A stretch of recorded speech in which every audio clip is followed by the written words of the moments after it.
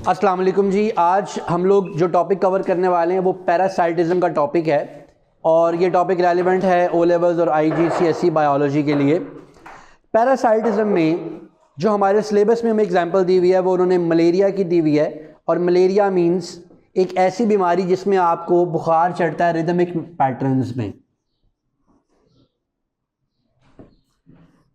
अब मैं ये नहीं बताऊंगा आपको कि मलेरिया का वर्ड मैला एरिया है, मैला का मतलब बैड, एरिया का मतलब एयर। जो लोग मार्शी एरियाज़ में रहते थे लगता था कि ये मार्शी जो एयर है, बैड एयर है, उसको इनहेल करने से हो रहा है और लोगों को ये नहीं पता था कि मॉस्किटो इसके लिए रिस्पॉन्सिबल है। ये मैं आपको नहीं बताऊँगा, राइट। हम लोग डायरेक्टली बात करेंगे कि एग्ज़ाम पॉइंट ऑफ व्यू से आपके पास कौन सी इंफॉर्मेशन हो तो आप इसमें कभी भी नंबर लूज़ नहीं करेंगे। तो मलेरिया के लिए सबसे पहले तो आपको ये पता होना चाहिए कि इसका जो कॉजेटिव एजेंट है,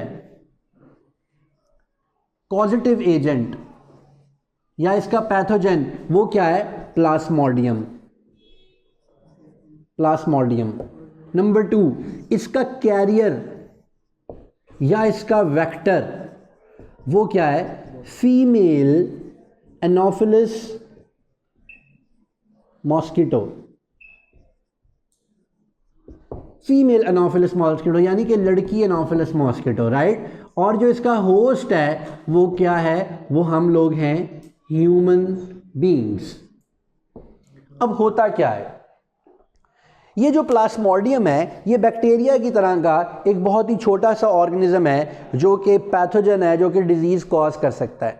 तो सबसे पहले होता क्या है? एक्चुअली ये प्लाज्मोडियम फ्रेश वाटर बॉडीज के अंदर पाया जाता है।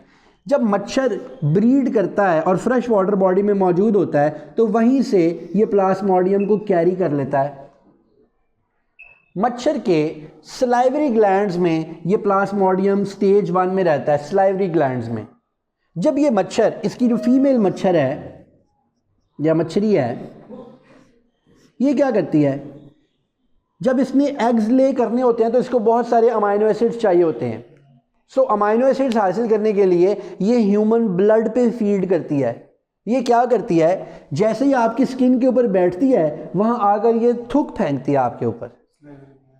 जब ये थूक फेंकती है, इसके थूक के अंदर ऐसे एजेंट्स होते हैं जो आपके आने वाले ब्लड को क्लॉट नहीं होने देते जी, उसको प्रोबॉस्किस कहते हैं। उसके बाद पहले थूक फेंकती है और उसके बाद आपकी स्किन के अंदर अपनी ज़ुबान डालती है, मतलब लंबी सी ज़ुबान होती है इसकी। इस पर मैं कमेंट नहीं करना चाहता, ठीक है, ऐसी कोई बात नहीं करना चाहता। तो फीमेल एनोफिलस मॉस्किटोस है, लंबी उसकी ज़ुबान है। सबसे पहले उसके ऊपर स्पिटिंग करके आपका वो जो क्लॉटिंग फैक्टर है उसको ख़त्म करती है और उसके बाद आपका जब ब्लड वो मेल्स या फीमेल्स का ब्लड चूसती है तो क्या होता है? उसके सलाइवरी ग्लैंड से प्लाज्मोडियम हमारे ब्लड में चला जाता है। अब ये प्लाज्मोडियम हमारे ब्लड में जाके क्या करता है? रेड ब्लड सेल के ऊपर अटैक करता है और रेड ब्लड सेल को में इतना ज़्यादा रिप्रोड्यूस करता है कि रेड ब्लड सेल को बर्स्ट करके बाहर निकल जाता है और फिर हर एक प्लाज्मोडियम एक नए रेड ब्लड सेल की तलाश में निकल जाता है। इसकी वजह से हमारे रेड ब्लड सेल्स को सीवियर किस्म का डैमेज होने लगता है। इन रिस्पॉन्स बॉडी जो है वो आपका टेम्परेचर हाई कर देती है। सो मलेरिया में आपको रिदमिक पैटर्न पे बुखार चढ़ना शुरू हो जाता है। अब दूसरी इंपॉर्टेंट बात क्या है कि अब अगर इस इंसान को, ये इंसान है, ये अफेक्टेड हो गया है या इन्फेक्टेड हो गया प्लाज्मोडियम से, जब कोई भी एनोफिलस मॉस्किटो इसको काटेगा और उसके बाद वो किसी और हेल्दी तंदुरुस्त आदमी को काटेगा तो उसको भी मलेरिया हो जाएगा। सो इसलिए बड़ा ज़रूरी है कि ये पहले या तो किसी ऐसे बंदे को काटे जिसको मलेरिया हुआ है या फिर ये फ्रेश वाटर पॉन्ड में से प्लाज्मोडियम को कैरी करके ले आए।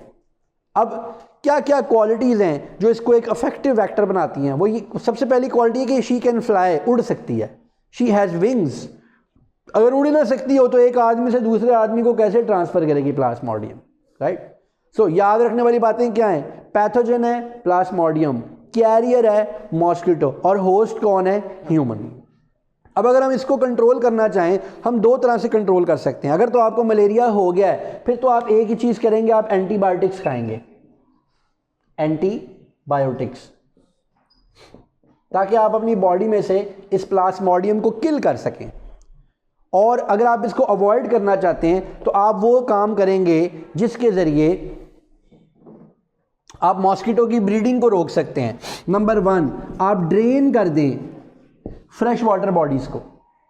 नंबर 2, आप फ्रेश वाटर बॉडीज़ के अंदर पेस्टिसाइड्स डाल दें।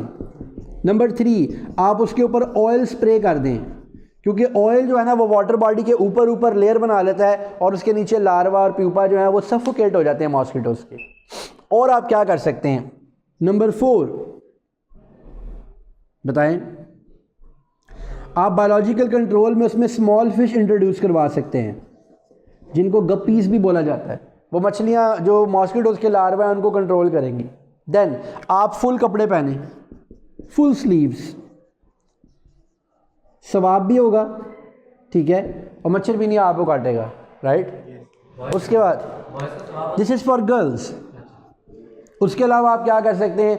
आप कॉइल्स लगा सकते हैं, आप मॉस्किटो रिपेलेंट्स लगा सकते हैं, ठीक है। आप अपने घर के अंदर, जो आप सब लोगों के घरों में ही पुराने टायर पड़े होते हैं, उन पुराने टायरों के अंदर पानी ना जमा होने दें।